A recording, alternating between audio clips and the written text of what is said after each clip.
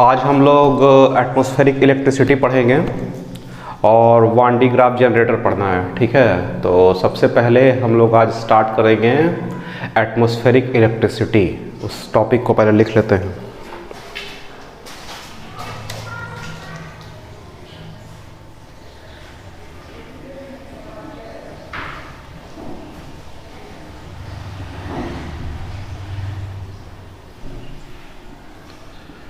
इसमें सिर्फ theory part है।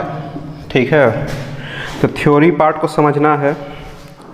थ्योरी पार्ट में समझना क्या है कि जो लाइटिंग और थंडर स्टॉर्म जो होता है, जो बादल गरजता है और बिजली कड़कता है, उसके पीछे क्या कारण है, वो कारण हम लोग यहाँ पे देखेंगे। कहे कि ये भी एक तरह से करंट से रिलेटेड है। ठीक है, अच्छा, ये कड़कने का क्या कारण है वो तो पता चलेगा ही, और ये भी पता चलेगा कि जो अर्थ है, अर्थ में जो अर्थ का जो सरफेस है उस पे यूनिफॉर्मली चार्ज डिस्ट्रीब्यूशन रहता है। ऐसा नहीं है कि अर्थ जो है एकदम इलेक्ट्रिकली न्यूट्रल होता है, ऐसा नहीं है। उसमें भी चार्ज पाया जाता है, नेगेटिव चार्ज पाया जाता है। ठीक है, तो इस चार्ज को मेंटेन रखने के लिए ही थंडर स्टॉर्म और लाइटिंग होता है। ठीक है, तो वो चीज़ को हम लोग देखेंगे थ्योरी बाय थ्योरी। हम लोग देखते हैं पॉइंट वाइज पॉइंट, और उसको हम पॉइंट वाइज पॉइंट एक्सप्लेन भी करते चलेंगे। ठीक है, एक दो पॉइंट लिखेंगे, उसका एक्सप्लेन करेंगे। तो सबसे पहले हम लोग लिखते हैं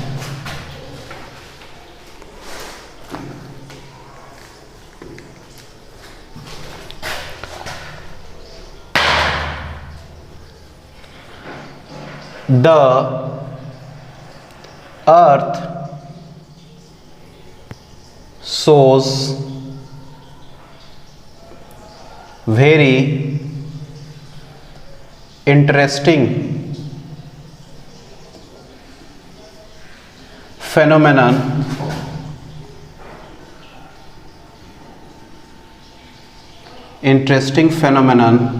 of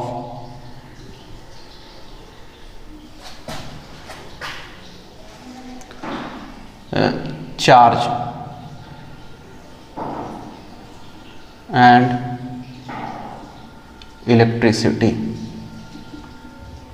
ठीक है, बहुत ही इंटरेस्टिंग फेनोमेनन ये दिखाता है अर्थ। तो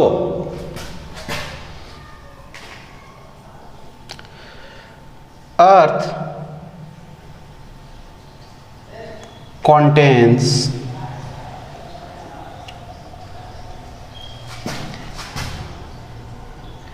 uniformly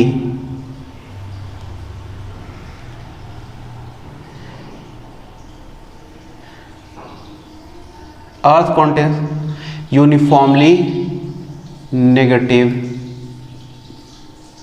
charge spread onto its surface.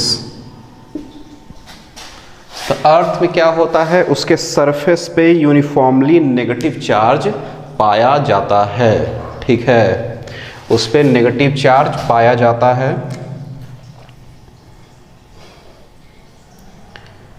The charge is approximately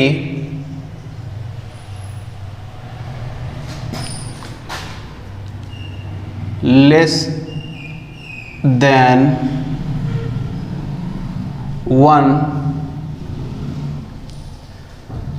nano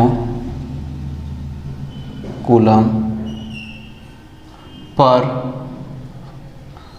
square meter of the surface।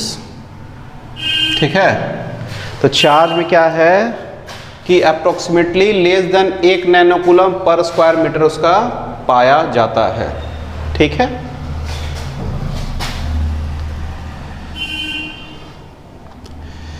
the corresponding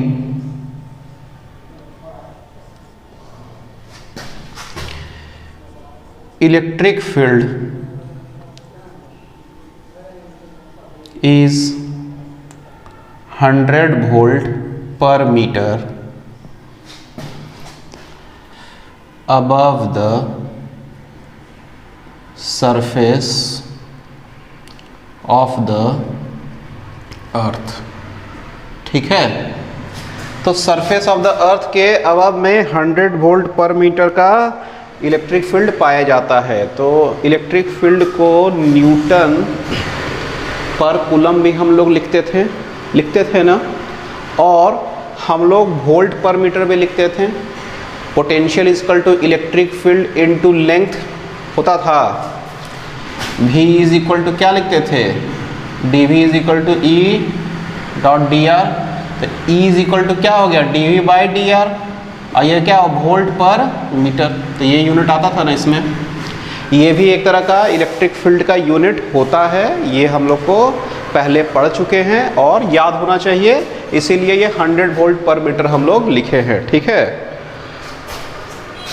अच्छा, ये जो इलेक्ट्रिक फील्ड बन रहा है वो कौन बना रहा है, अर्थ के ऊपर में। अर्थ के ऊपर में जो इलेक्ट्रिक फील्ड बन रहा है उसको बनाने वाला कौन है, बनाने वाला है आपका क्या, बनाने वाला है जो अर्थ में जो चार्ज है 1 नैनो कूलम पर स्क्वायर मीटर, वही इस इलेक्ट्रिक फील्ड को बना रहा है। अच्छा, इस इलेक्ट्रिक फील्ड का अर्थ के ऊपर में जो डायरेक्शन होगा वो ऊपर साइड में होगा कि नीचे साइड में। पॉजिटिव चार्ज आता तो ऊपर साइड में, चूंकि अर्थ पे नेगेटिव चार्ज पाया जाता है तो इलेक्ट्रिक फील्ड का जो डायरेक्शन है वो किधर साइड में हो जाएगा, डाउनवर्ड टू द अर्थ। ठीक है, ये अपना बेसिक चीज है, समझ में आ रहा होगा। तो इसको हम लोग लिखते हैं the direction of electric field is downward to the earth.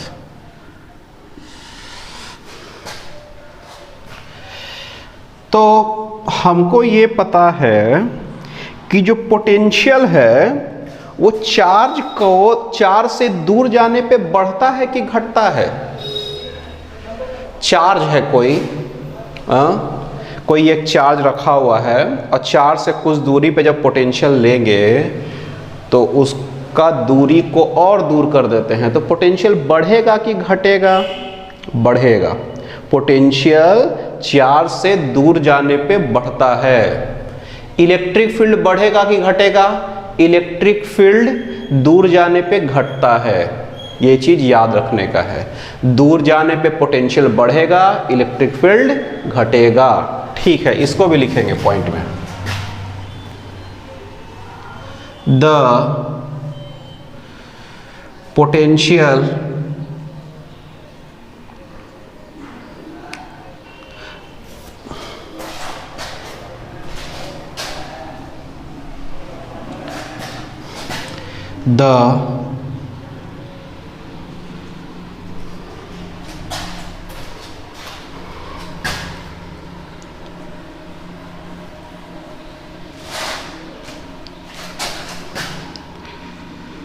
the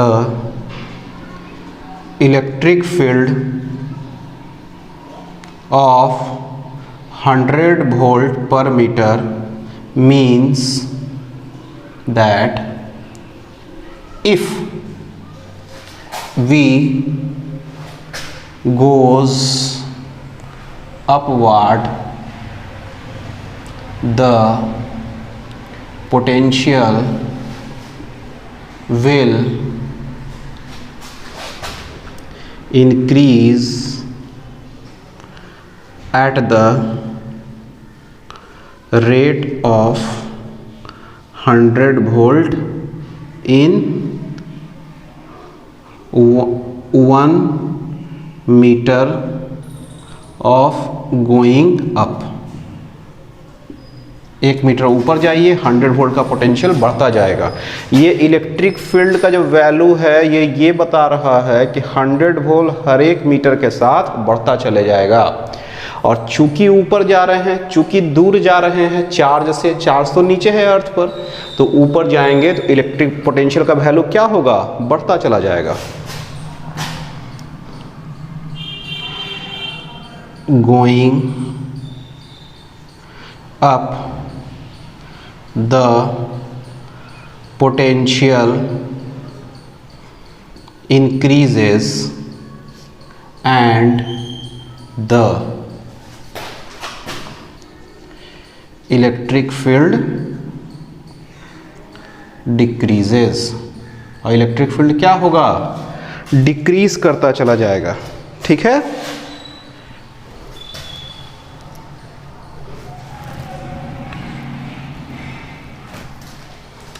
अब इसमें लिखते हैं eight above 50 kilometre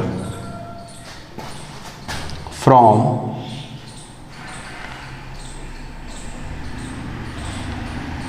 earth surface, 50 kilometre from earth surface, electric field is negligible. बहुत ऊपर चल गया 50 किलोमीटर से ऊपर तो इलेक्ट्रिक फील्ड लगभग नेग्लिजिबल होता है। And the potential difference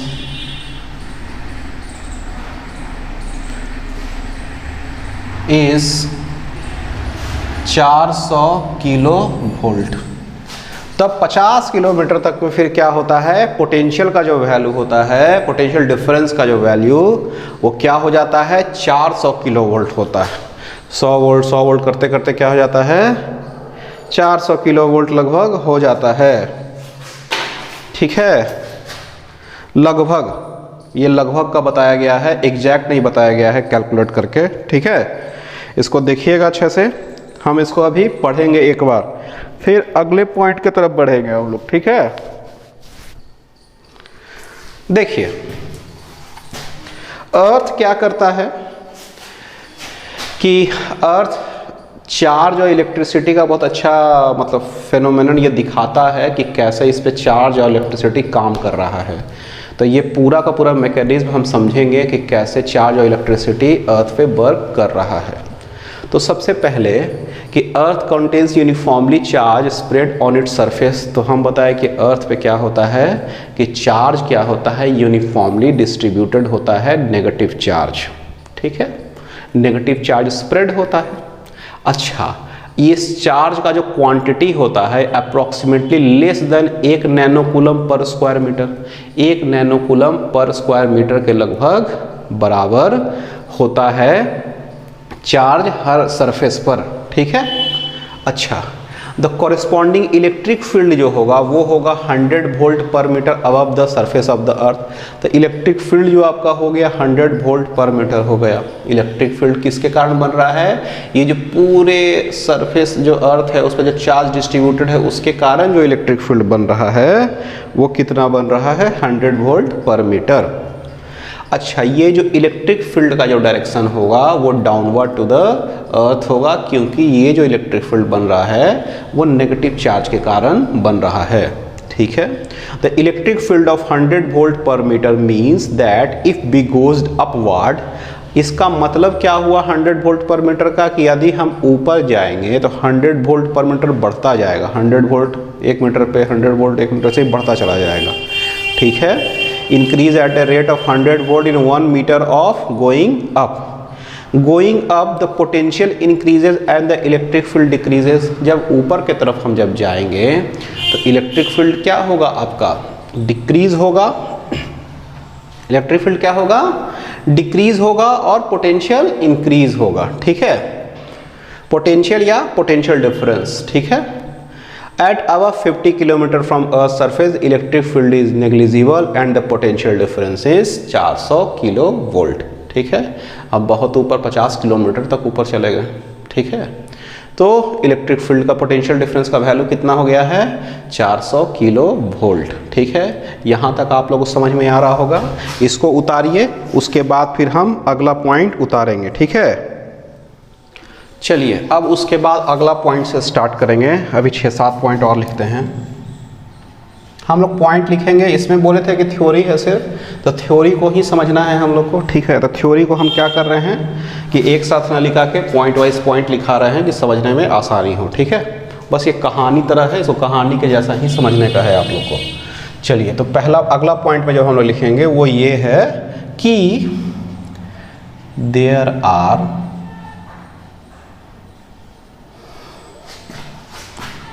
positive and negative ions are found in the atmosphere,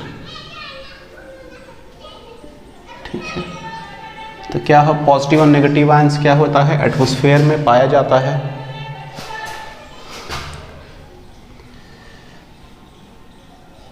There are two main source of these ions, दो मेन सोर्स होता है इस आयंस का। पॉजिटिव और नेगेटिव आयंस जो अर्थ में पाया जाता है उसका दो मुख्य स्रोत है, ठीक है। क्या क्या है वो, पहला first source is that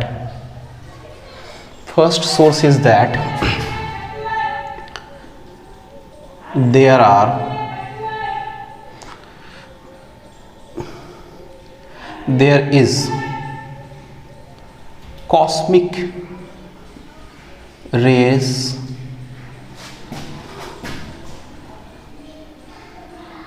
coming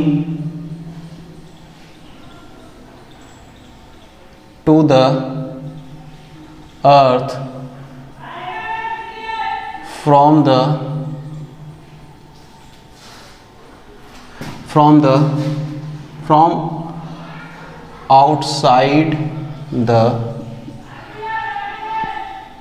outside the earth, breaks the dust particles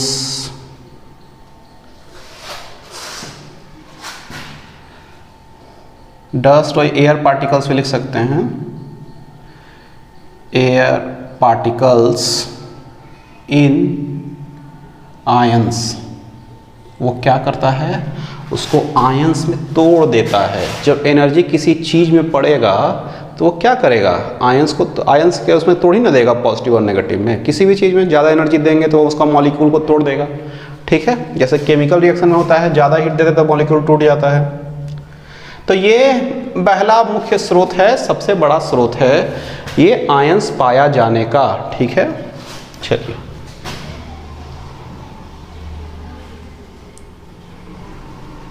other source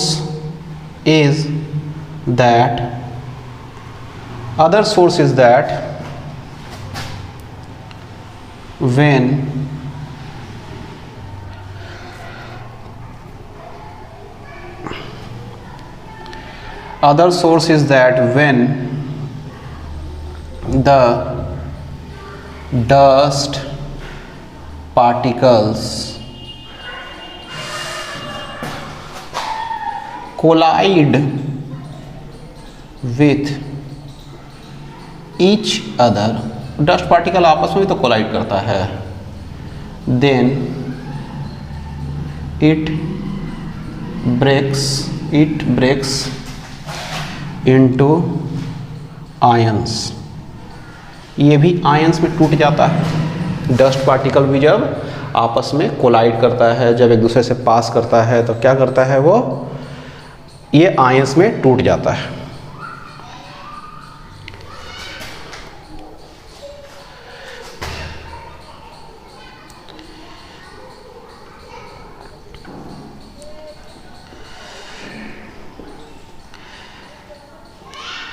these ions are very large quantity. These ions are very large quantity and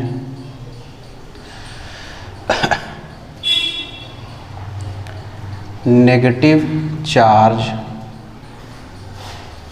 is,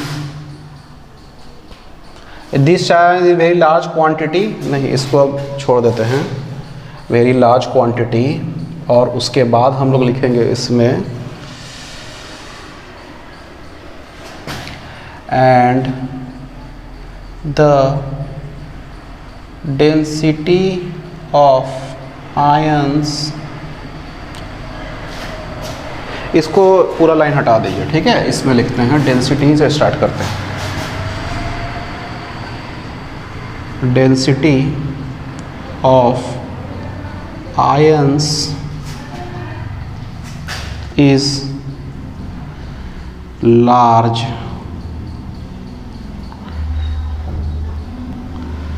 density of ion is large and density of ion is large and at the higher end the conductivity of the ions is very large. Conductivity जो ion का होता है वो upper side में बहुत ही large हो जाता है, ठीक है। Because of the electric field, electric field जो है, चूंकि अर्थ के ऊपर में क्या है, इलेक्ट्रिक फील्ड पाया जाता है, इलेक्ट्रिक फील्ड के कारण the positive charge goes down, positive charge, क्योंकि नेगेटिव चार्ज है नीचे तो पॉजिटिव चार्ज को अट्रैक्ट करेगा, goes down and negative charge goes up, ठीक है। So due to the flow of charge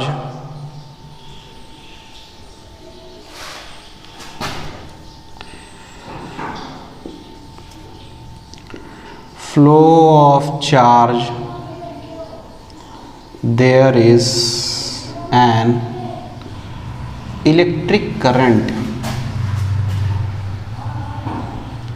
charge flow करेगा ना, देखिए पॉजिटिव और नेगेटिव चार्ज तो आयंस है आपका पूरे एटमॉस्फेयर में, और पॉजिटिव चार्ज नीचे जाना स्टार्ट करेगा।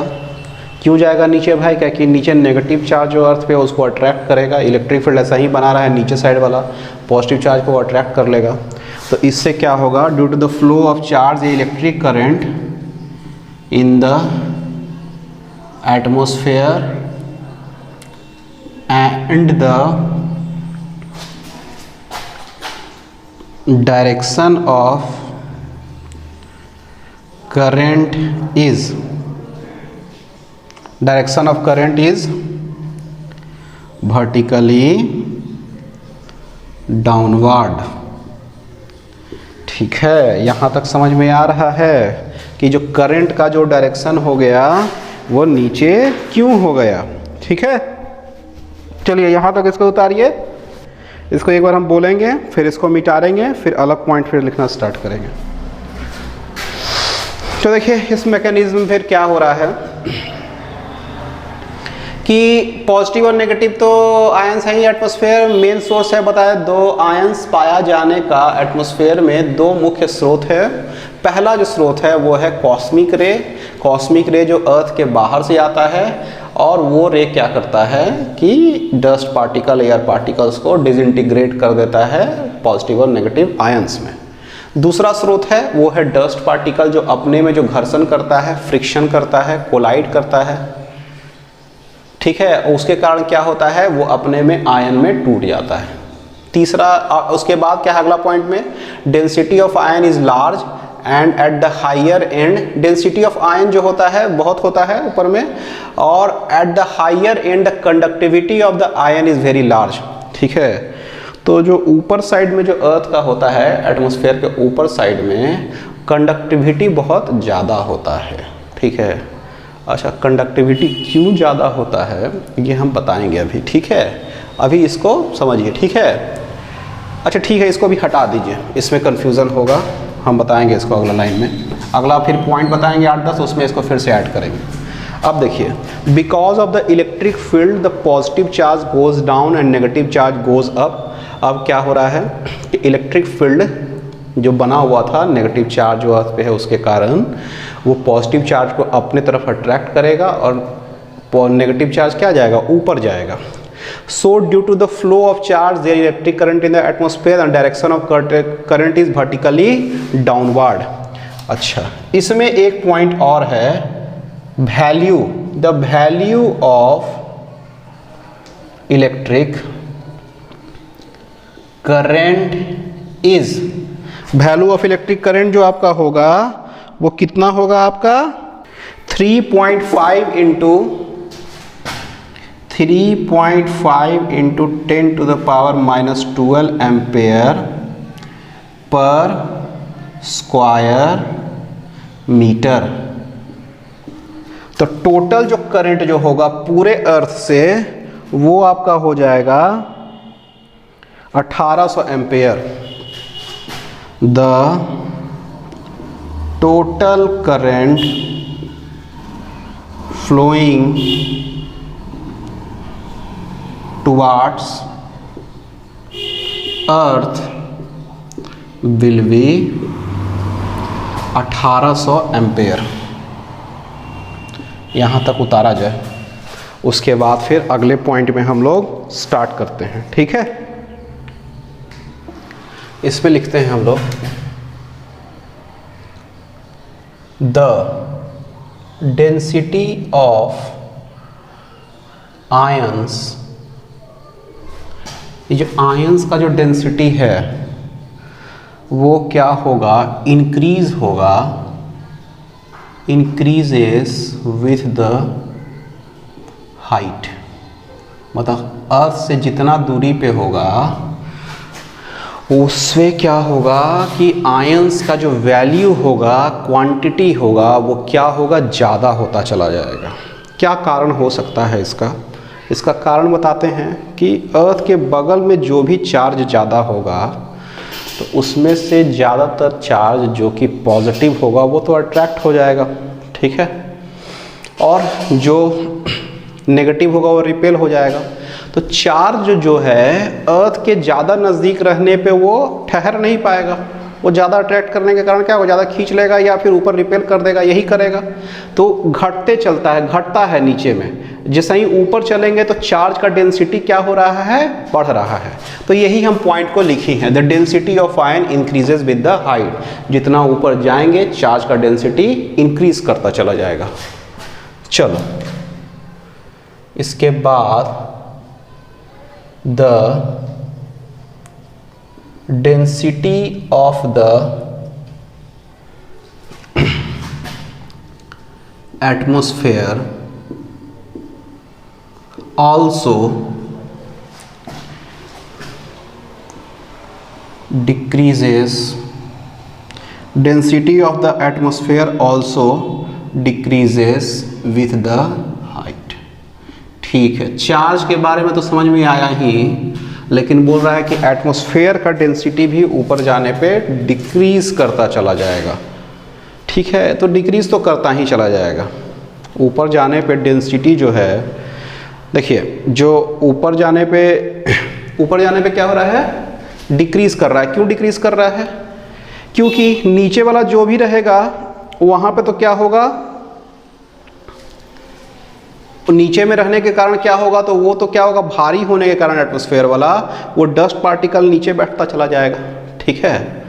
और ज़्यादा ऊपर जाएगा तो डेंसिटी, यही वाला जो डेंसिटी है वो ज़्यादा डिक्रीज करता चला जाएगा। तो नीचे, जितना नीचे हम बढ़ेंगे, ऊपर से मान लीजिए नीचे बढ़ रहे हैं तो डस्ट पार्टिकल का क्वांटिटी बढ़ता चला जाएगा ना ग्रेविटेशनल फोर्स के कारण।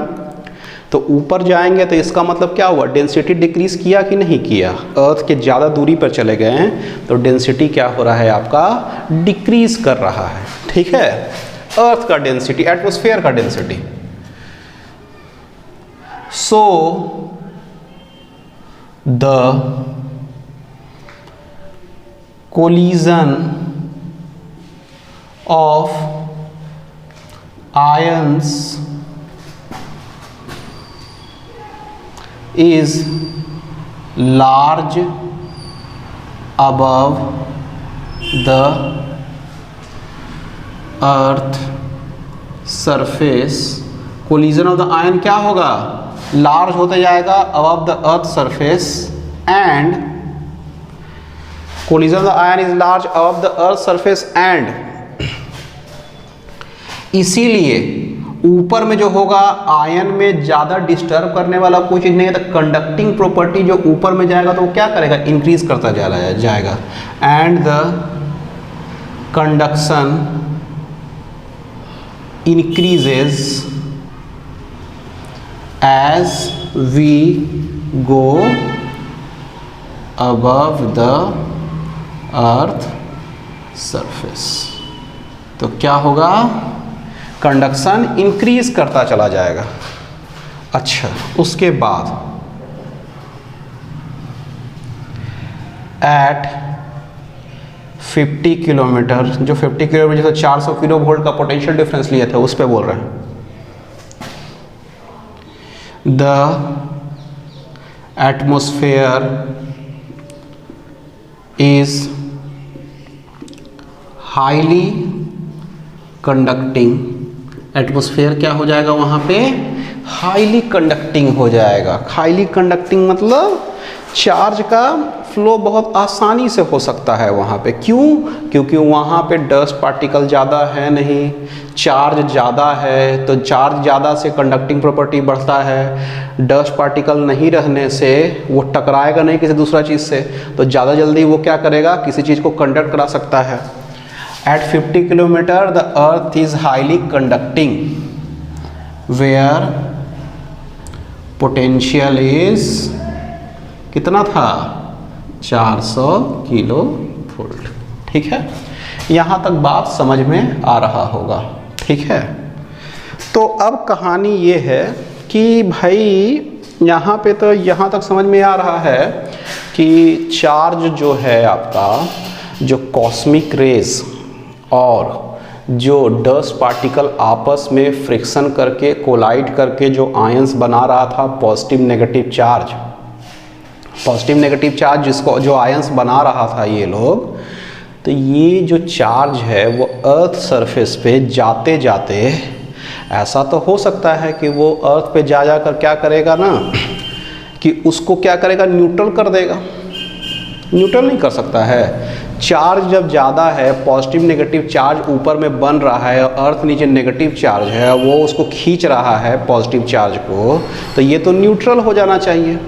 लेकिन अर्थ न्यूट्रल रहता नहीं है।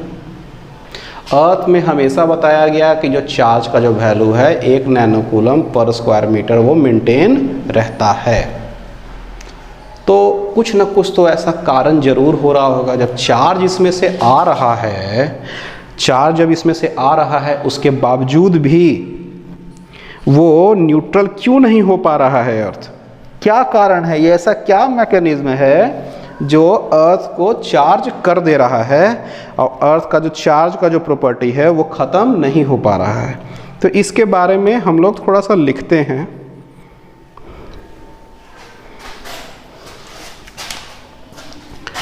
As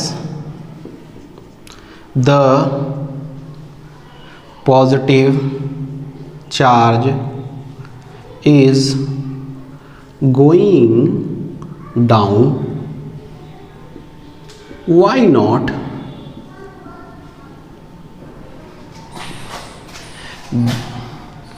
these charge neutralizes the negative charge on the earth.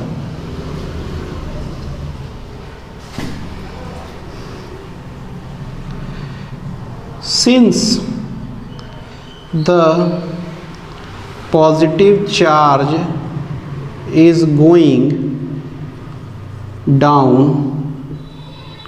and neutralizing negative charge, there must be any phenomenon that is bringing the negative charge back to the earth. मतलब अर्थ पे तो positive charge जा रहा है, वो तो neutralise हो रहा है, लेकिन वो नेगेटिव चार्ज ख़त्म नहीं हो रहा है फिर भी। तो इसका मतलब है कि नेगेटिव चार्ज कहीं ना कहीं से फिर से वो आ रहा है। As like battery mechanism. Battery mechanism में क्या होता था कि करंट जाता था, तो करंट जाता था तो एक केमिकल रिएक्शन होता था जो इलेक्ट्रोमोटिव फोर्स क्रिएट करता था। बैटरी फोर्स इलेक्ट्रोमोटिव फोर्स यानी कि पोटेंशियल डिफरेंस को मेंटेन रखता था। तो एक बैटरी फोर्स था जो क्या करता था कि जो पॉजिटिव प्लेट पे फिर से उसको चार्ज करता चला जाता है। तो बैटरी का जो पोटेंशियल डिफरेंस यानी कि जो बैटरी का ईएमएफ जो है वो मेंटेन रहता था, उसके पीछे कारण था उसका बैटरी का मैकेनिज्म था। इसी तरह से कुछ अर्थ का भी मैकेनिज्म है कि ये क्या हो रहा है कि इसमें से चार्ज न्यूट्रलाइज तो हो रहा है लेकिन फिर से चार्ज इसमें आता चला जा रहा है। तो इसको हम लिखेंगे as like battery mechanism there is a mechanism which brings the charge particle to which brings the negative charge particle to the earth। ठीक है, तो ये एक मैकेनिज्म है। There is a earth mechanism, इसको अर्थ मैकेनिज्म लिख देते हैं। ठीक है, और इसमें हम लोग लिखेंगे एक लाइन और, the name of these earth mechanism is thunderstorm and lightning। thunderstorm and lightning, जो बादल गरजना और बिजली कड़कना is the main cause which will be called as earth mechanism which bringing the negative charge particle back to the earth। ठीक है, चलिए इसको हम मिटा देते हैं। तो इसमें जो आपको जो करना क्या है कि अब ये थंडर स्टॉर्म और लाइटिंग पर आके कहानी अटकता है। तो ये कह रहा है कि थंडर स्टॉर्म और लाइटिंग जो है वो कारण है जो कि चार्ज नेगेटिव वो अर्थ पे दोबारा वापस आ जाता है। तो हम लोग इसको देखेंगे कि थंडर स्टॉर्म और लाइटिंग बनता कैसे है। ठीक है, चलिए इसको समझते हैं, थंडर स्टॉर्म और लाइटिंग बनने का कारण।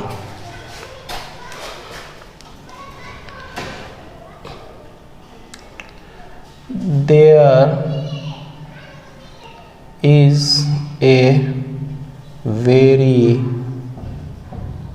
लो temperature above the surface of the earth. Low temperature है above the surface of the earth, ठीक है। तो अब देखिए,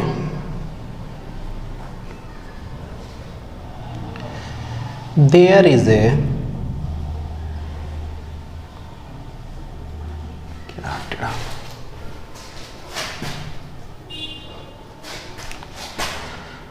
there is a variable temperature and pressure at different parts of the earth. Different temperature and pressure है at different parts of the earth, ठीक है। चलिए, variable temperature different parts of the earth, the temperature of the earth is -10 degree Celsius at 3 to 4 kilometre above earth and -20 degree Celsius at 6 to 7 kilometre above the earth।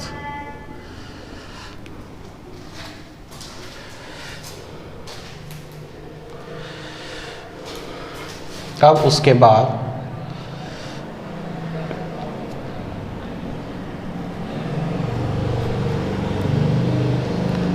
The air condenses at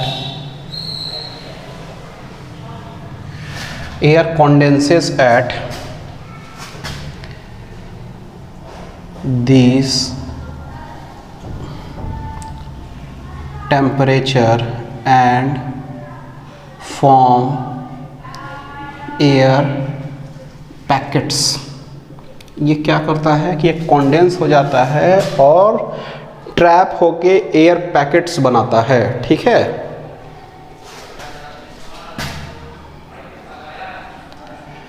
These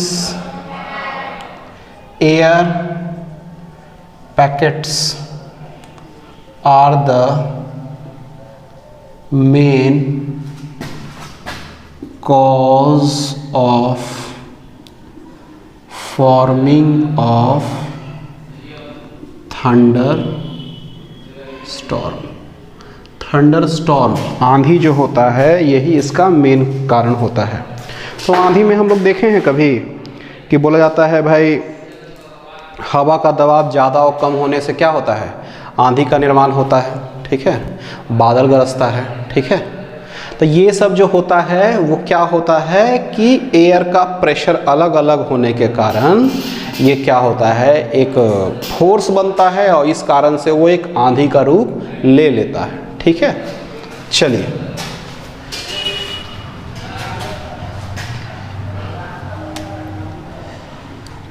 these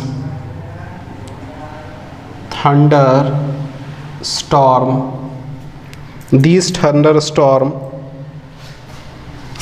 are the main, these thunderstorms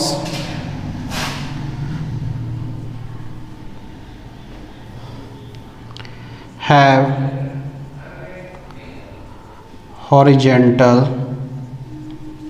expansion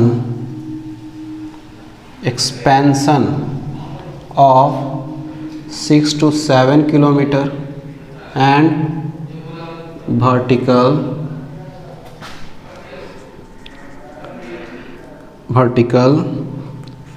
expansion of 3 to 4 kilometre, ठीक है।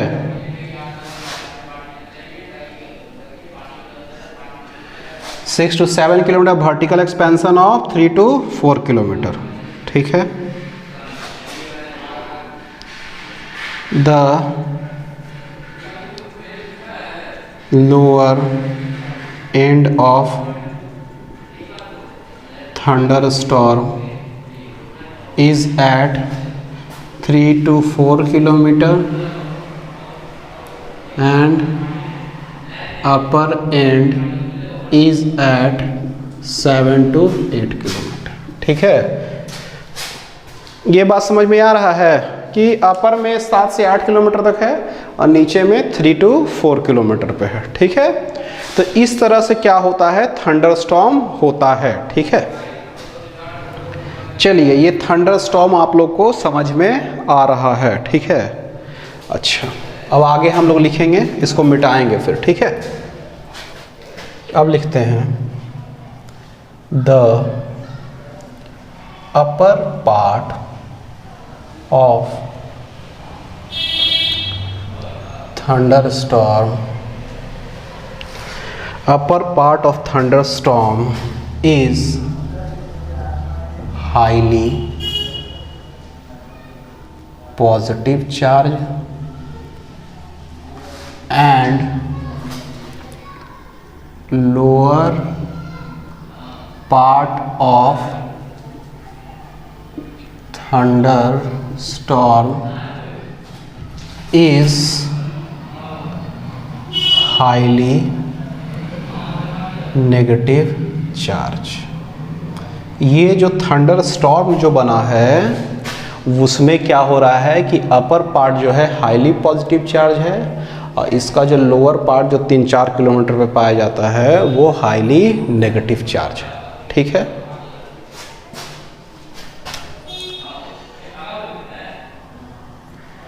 these high negative charge creates a very high electric field of 40 mega volt. 40 mega volt कितना powerful है। ठीक है, which is a very large quantity। क्या है ये, बहुत ही हाई क्वांटिटी है। ठीक है,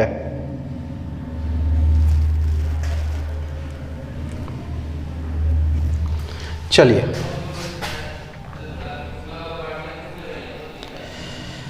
these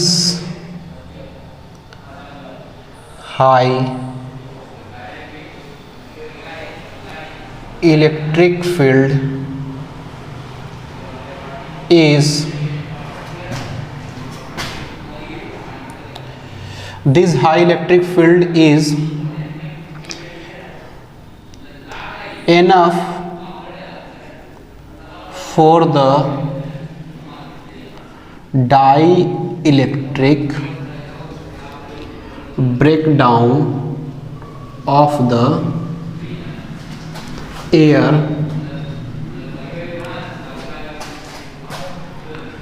between the lower part of the